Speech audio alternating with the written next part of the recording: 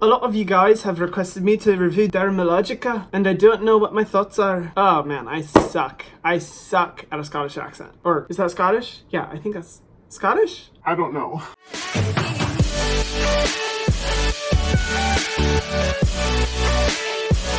Aloha everyone and welcome to Skincare with Hiram. If you don't know who I am, my name is Hiram and I'm passionate about teaching you how to perfect your skincare routine. So make sure you subscribe to my channel and hit the notification bell so that you can see my videos every single week. This video has taken me way too long to make, especially since so many of you guys have requested it. Shout out to all my Australian subscribers who have requested this because you guys are keeping it real. Today I'm going to be reviewing the uber popular brand Dermalogica. I have purchased some products, I've tried them, and I have a lot of thoughts. Some shades about to be thrown, but also some positives, perhaps.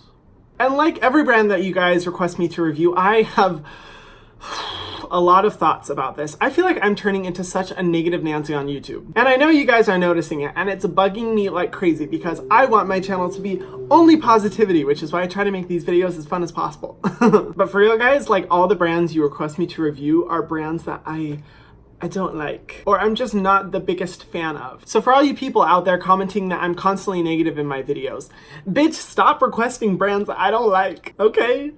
I've had enough.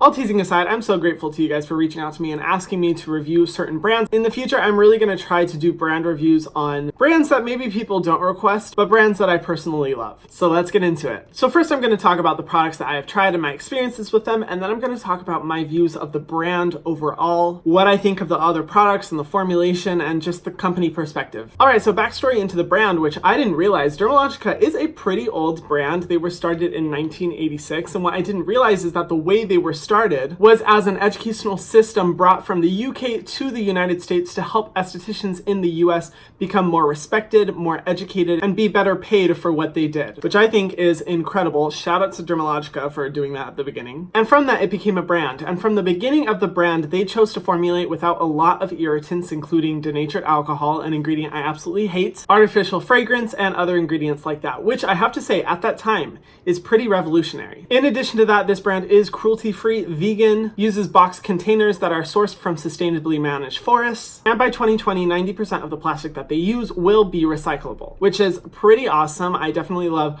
all of those things. In my honest opinion, I really believe that every brand should be doing that, but shout out to Dermalogica for doing the best they can at the moment. So onto the products. Not gonna lie, after seeing all of the requests for Dermalogica, I went onto their website and I was like, I'm about to have a big haul, bitch.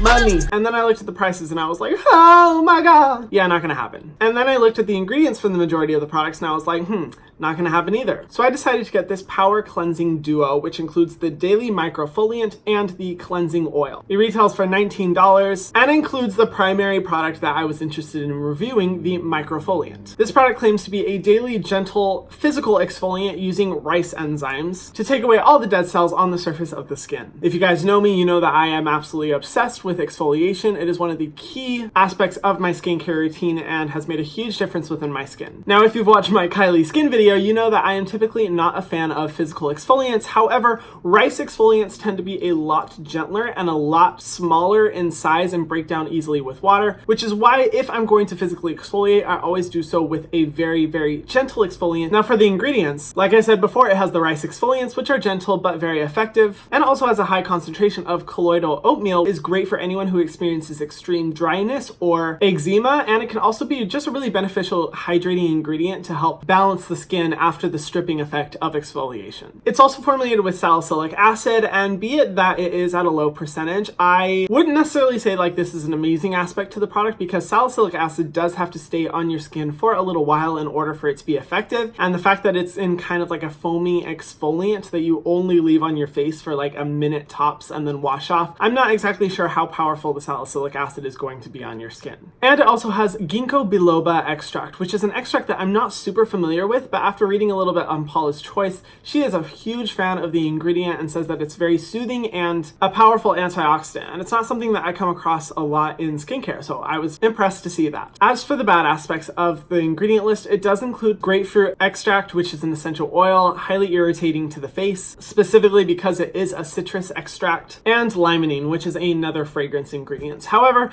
I'm not too concerned about the fragrance in this product because you only leave it on your face for like a minute tops, which means that the essential oils and the fragrance aren't really going to irritate your skin unless you have really, really compromised skin. So overall, looking at the ingredient list of this product, I was like, okay, you know, not bad. And then I used it. And you guys, I've used a lot of rice exfoliants in the past. I'm definitely a fan of them because of how gentle they are. But as soon as I used this, I was actually kind of shocked at how abrasive it was. Usually with rice exfoliants, it's a very, very, very fine powder that's evenly distributed across your face. You feel like you're barely even exfoliating, but when you get out of the shower, you look in the mirror, you're like, oh, my skin's glowy. We glowed up in this bitch. But with this one, as soon as I used it, I was like, oh, okay, there's like a lot of big chunks of rice and they're kind of scrubbing on the face, but there were so few of them that they weren't doing an even job of actually exfoliating every part of my face. So it was kind of a problem where I was like, okay, certain spots are being over exfoliated and other spots aren't being exfoliated at all. Which in my opinion, if you're gonna have a physical exfoliant, you want to make sure that all of the pieces of the exfoliants are really uniform in size and that there's a lot of them so that you can just evenly scrub everywhere. And when I got out of the shower and looked at my face, I was like, yeah, that did nothing. Which was so surprising to me because this product is so popular. People rave about it all the time. And I really wasn't that impressed with it. Honestly, in my opinion, if you're going to pay the price of this exfoliant, the full size, you might as well just buy the Amore Pacific Treatment Enzyme Peel. That one has such a fine powder and it literally feels like you're applying nothing except for a foaming cleanser on the face, but when you get out of the shower, your skin is just glowy and you can feel the dead skin off of your face. Or the Tatcha Rice Polish, which is a little bit more abrasive, but still does a really good job of just exfoliating everywhere on your face. I honestly was not impressed with this product, and for the price point that they charge, I was kind of like, yeah, no thanks. So the next mini product that I had was the Precleanse Cleansing Oil. Now, was this one of my top picks when it came to the brand? No, but it came in this kit and I was like, sure, you know, I'm gonna try it. And I'm gonna say one good thing before I get into the load of problematic ingredients that this product is. I will say, as a cleansing oil, this is formulated with a high concentration of apricot kernel oil and sunflower seed oil, which are very hydrating ingredients that are good for maintaining the moisture barrier of the skin. Okay, now that we got that out of the way, let me just go into the bad, because oh my lord, this product contains probably some of the highest concentrations of essential oils that I have ever seen in a product. There is orange peel oil, grapefruit extract, lemongrass oil, 2 types of lavender oil, mandarin essential oil, citral, and limonene. That is so much fragrance, it's absolutely ridiculous. Like, I was actually shocked when I was reading through this ingredient list. I was like, oh, normally I'd be skeptical if even one of those ingredients was in a product, let alone the 1, 2, 3, 4, 5, 6, 7, 8. Oh wait, I forgot one. And linalool. 9 fragrance ingredients that are in this product. I looked at those ingredients and I was like, I think the fuck not. And that's where I do have to confess, I did not use this product on my face. And the reason why is because that high of a concentration of essential oils on your skin is so high that I'm so nervous to put it on my skin in case I will get a reaction. If you aren't familiar, the highest concentration of essential oils that you should have on your skin is 0.1%. That's right, 0.1%. Any higher than that and you are compromising the sensitivity and protective barrier of your skin and possibly exposing your skin to irritation or fragrance allergy down the road. If you want to see all my thoughts on this, I have linked to the video in the description box below where I talk about fragrance and why it's so bad in skincare. Instead, I used it on my hand and literally as soon as I put it on the surface of my hand and I smelled it, I kind of recoiled because the smell hurt my nose so bad because it was so freaking strong. Sorry, okay, rant over. So now I want to talk about why I had the rant that I did. Because overall, this brand kind of annoys me for multiple reasons. If you look at this brand, it is heavily marketed and presented as a clinically effective brand. Everything that they do and even the pop-ups that they have in Ulta Beauties or at the Dermalogica stores are made to look the most similar to a skin laboratory as possible. And they're not the only brand who does this. Brands do this because it legitimizes how they are perceived so that people will be like, oh, this is like clinically proven to be effective. Therefore, my skin will be completely fine and only see benefits from using this brand. And this really annoys me because if you look at the formulation of the products, they are not taking into account modern scientific research showing what ingredients are good for the skin and which are not. Ask pretty much any dermatologist out there and they will tell you that fragrance and essential oils are highly irritating to the skin,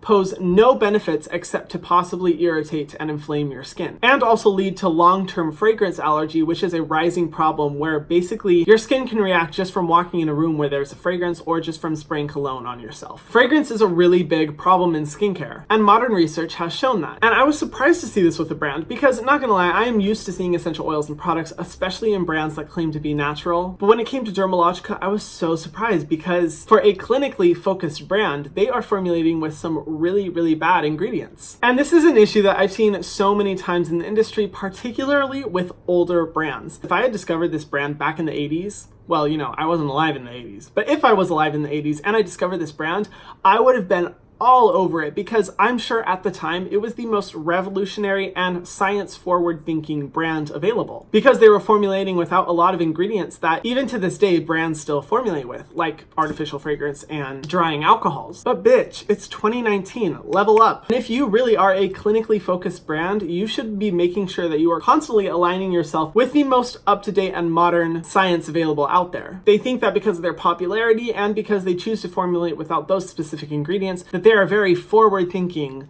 and revolutionary. But in reality, there are so many other brands out there that are way better on the market that do not even claim to be clinical, yet formulate their products with better ingredients. If you are advertising yourself to be a clinically effective and beneficial brand, it is not right for you to be formulating with ingredients that are posing a high risk to people's skin. It's just not right. So my problem with the brand, yes, does lie in the formulations, but I'd say even more so it lies within the marketing and the way that this brand presents themselves. Not even taking into consideration the price point. When I was looking through these ingredient lists, I did not see any ingredients that were like revolutionary. And the positive ingredients that I saw weren't at crazy high concentration. So when they are charging these price points, you know, ranging from like $60 to $90, I want to be sure that the formulations are bomb AF. You guys know me, if a brand has really incredible ingredients and is free of irritating ingredients, bish, I will dish out my coin. You know I will pay up. But if a brand is charging a high price point, doesn't have incredible ingredients, and is formulated with a lot of irritating ingredients, that is a high pass for me. I do want to say, however, I don't think Dermalogica is the worst brand out there. I really respect for how large scale they are, that they are trying to make moves forward in terms of social responsibility, with them being vegan and cruelty-free, and trying to get to a more sustainably focused future. But the formulations and price point just don't justify that for me. Overall, I don't recommend Dermalogica. I don't really think it's that great of a brand. And if you are going to pay that price point, I think there are so many other better brands out there. If you are looking for more brand recommendations, subscribe to this channel because I talk about products that I love all the time. And there are so many brands that I'm personally a fan of. But Dermalogica, yeah, you're not it. You're not the shit. Whew, that was an intense rant. Oh, I'm glad I got all of my thoughts out though. What do you guys think? Let me know in the comment section down below. I really want to hear what your thoughts are. And if you haven't already, be sure to subscribe to my channel and hit the notification bell so that you can see my videos every single week. Thank you guys so much for watching, and I will see you in the next video. Mwah.